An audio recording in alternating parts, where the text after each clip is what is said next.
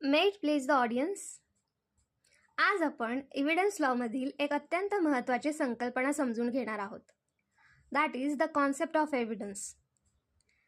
In every judicial proceeding, it is not the allegation but the evidence that determines the outcome. कोणताही आरोप तोपर्यंत टिकत नाही जोपर्यंत तो पुराव्यांनी सिद्ध होत नाही. In India, the law relating to evidence is governed by भारतीय साक्ष अधिनियम 2023, ज्याने रिप्लेस केला आहे इंडियन एव्हिडन्स ॲक्ट 1872. सो हा बदल मॉडर्न आणि डिजिटल युगाच्या गरजांनुसार करण्यात आला आहे.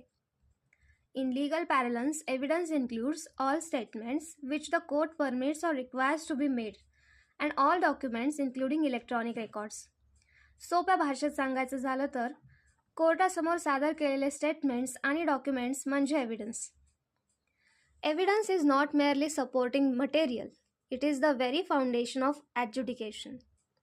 एव्हिडन्स हा फक्त सपोर्ट नाही आहे, तो संपूर्ण केसचा पाया असतो. In practice, every case stand on 3 pillars: the fact, the evidence and law.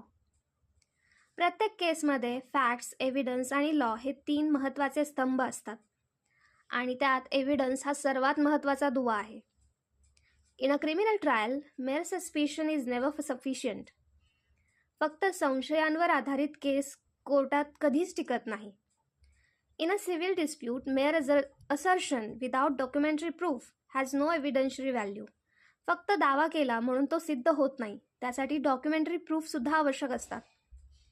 An eye witness account if direct and reliable can form strong oral evidence. जर साक्षीदार क्रेडिबल असेल तर त्याची साक्ष खूप महत्त्वाची ठरते. So here it is important to note that not all the evidence is admissible. सर्व पुरावे कोर्ट स्वीकारत नाही. Only relevant and legally admissible evidence is considered by the court. So strong evidence leads to strong findings. Strong evidence असेल तर judgment देखील strong असतं. And weak evidence leads to weak conclusions. Therefore, evidence is not just a procedural requirement. It is the backbone of justice delivery system. म्हणून evidence म्हणजे न्याय प्रक्रियेचा कणा आहे. So here, if you wish to understand law, not merely in theory but in the practical application, तर अशा प्रकारच्या legal कॉन्टेंटसाठी चॅनलला सबस्क्राईब करा. In the next session we shall deal with classification of evidence. पुढच्या भागात आपण टाईप्स ऑफ एव्हिडन्स सविस्तरपणे पाहू. तोपर्यंत धन्यवाद.